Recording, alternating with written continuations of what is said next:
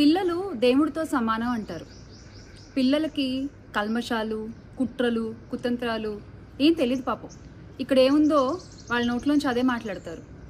దాన్ని ఎలా మెలికలేయాలి, ఎలా దాన్ని మన కోసం వాడుకోవాలి, ఎలా దాన్ని అబద్ధ ప్రచారంగా చేసుకోవాలి, ఇలాంటివేవి చిన్నపిల్లలకు తెలీదు. నేను ఎవరి గురించి మాట్లాడుతున్నానంటే, మొన్న జగనన్నపై అమితమైన ప్రేమతో, అది ప్రేమ కంటే కూడా అంతకంటే ఎక్కువ పదం ఏమన్నా ఉంటే దాన్ని పెట్టాలి అక్కడ. అంత అమితమైన ప్రేమతో, భక్తితో ఒక చిన్నారి ఒక్క నిమిషం అని చెప్పి తనకి ఇష్టమైన వ్యక్తి కళ్ళెదురుగా కనపడితే ఆ ఆనందాన్ని ఆపుకోలేక ఒక్కసారి అని అడిగి మరీ వెళ్ళి జగనన్నతో ఫోటో తీయించుకుని ఆ ప్రేమని ఆమె ఒక చిన్న ముద్దు రూపంలో వ్యక్తపరిస్తే ఆ వీడియో చూసిన ప్రతి ఒక్కళ్ళకి, అంటే ఇంక్లూడింగ్ నాకు కూడా వీడియో చూసినప్పుడు కళ్ళు చెమర్చాయి ఒక్క నిమిషం. ఎంత నిష్కల్మషమైన ప్రేమ ఇది, ఇలాంటి ప్రేమ జగనన్నకి మాత్రమే సొంతం, ఎంత అదృష్టవంతుడు ఆయన అని ఒక్క నిమిషం నాకే గుండె బరువెక్కింది. ఇలా కొంతమంది ఆలోచిస్తే, కొంతమంది వాళ్ళ రాజకీయ ప్రయోజనాల కోసం, అంటే వాళ్ళకి ఇంకా చిన్నారులు లేరు, ఆడపిల్లలు లేరు, వయసుతో సంబంధం లేదు, ఏమీ లేదు, అది వాళ్ళ రాజకీయంగా వాళ్ళు ఎలా మార్చేస్తారంటే, ఎంత అబద్ధ ప్రచారాలు చేస్తారంటే, ఈ పాప వాళ్ళ నాన్నగారు ఒక షాప్లో నెల జీతానికి పనిచేస్తుంటే ఆ షాప్ అంతా ఆయనదే అని అబద్ధ ప్రచారాలు చేస్తారా? వాళ్ళ అమ్మగారు, దేవిక వాళ్ళ అమ్మగారు ఒక ప్రైవేట్ కాలేజీలో పనిచేస్తూ ఉంటే ఆవిడ గురించి తప్పుగా మాట్లాడతారా? మీ ఇంట్లో తల్లులు లేరా? మీ ఇంట్లో మీ అక్కచెల్లెలు లేరా? ఆ పాప ఫోటోలకి వేరే ఫోటోలు యాడ్ చేసి ట్విట్టర్లో ట్రోల్స్ చేస్తారా? మనుషులేనా మీరు అసలు? నేను ఎందుకు ఇంత గట్టిగా మాట్లాడుతున్నానంటే, అరే చిన్న పిల్లల జోలికి వస్తే నాకు మామూలుగా కోపం రాదు. అసలు ఏమనుకుంటున్నారు మీరు?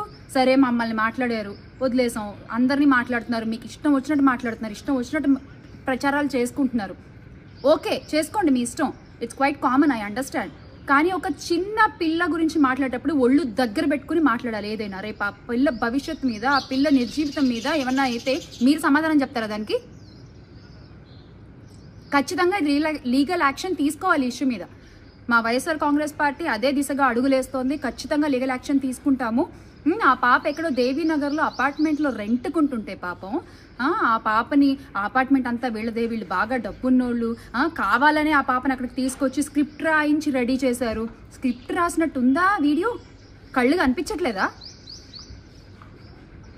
మనుషులా ఇంకేమన్నా మీరు? మీ రాజకీయాల కోసం ఎవరిని ఎలా అయినా వాడేసుకుంటారు మీరు, అంతేనా?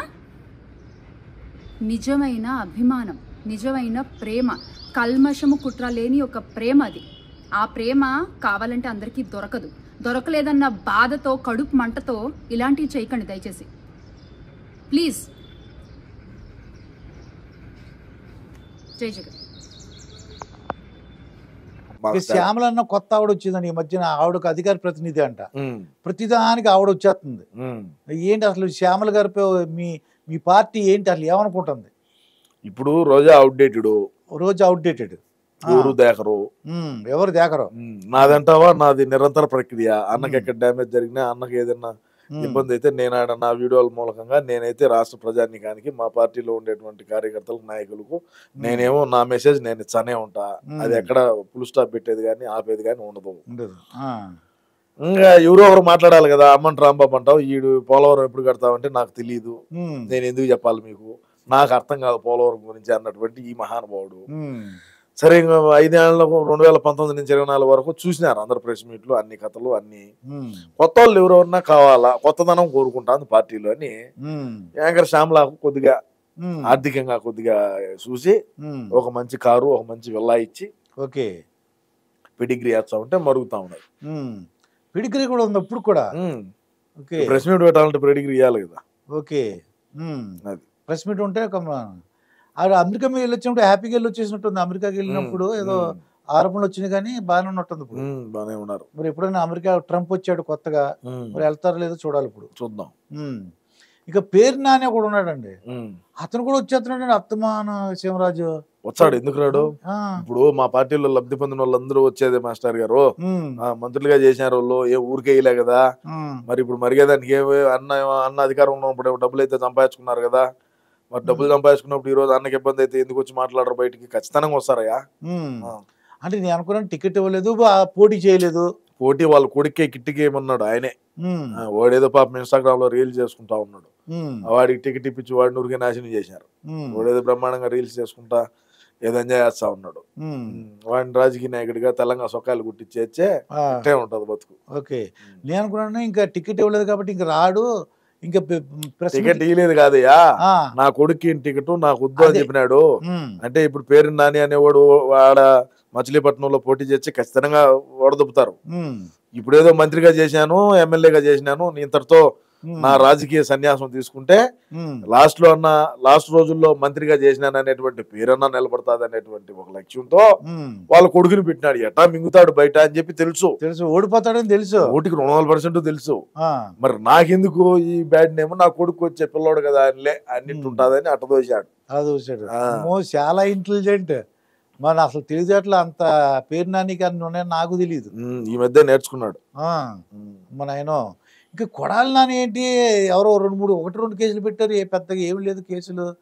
ఆయన అంతవరకు కూటమి పెడుతున్నాడు, ముసలోడు అది ఇది పప్పు అది అనోడు, ఇప్పుడు ఏం మాట్లాడట్లేదు ఏంటి?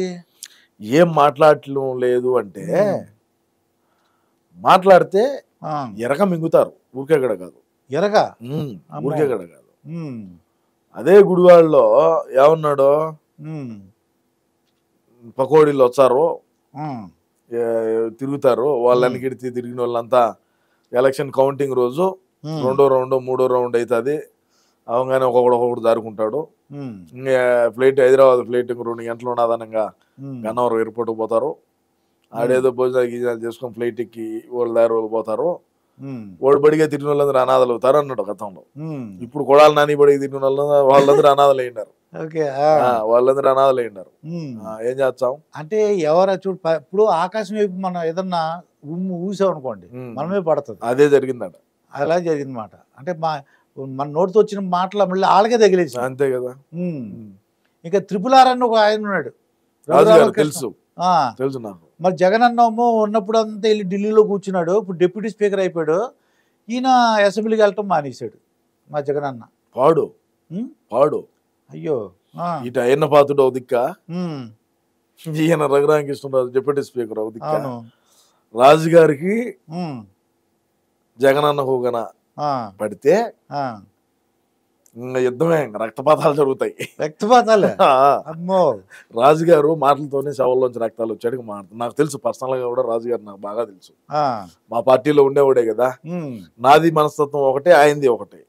మేమిద్దరం నిజాలు నిక్కరసిగా మాట్లాడేటువంటి వాళ్ళమే. అంటే ఆయన ఢిల్లీలో ఉండి రోజు ప్రెస్ మీట్ పెడతా ఉన్నాడు. నేను నా వీడియోల ముఖంగా నేను రోజు ప్రజలకు దగ్గరగా నేను చేస్తా ఉన్నా.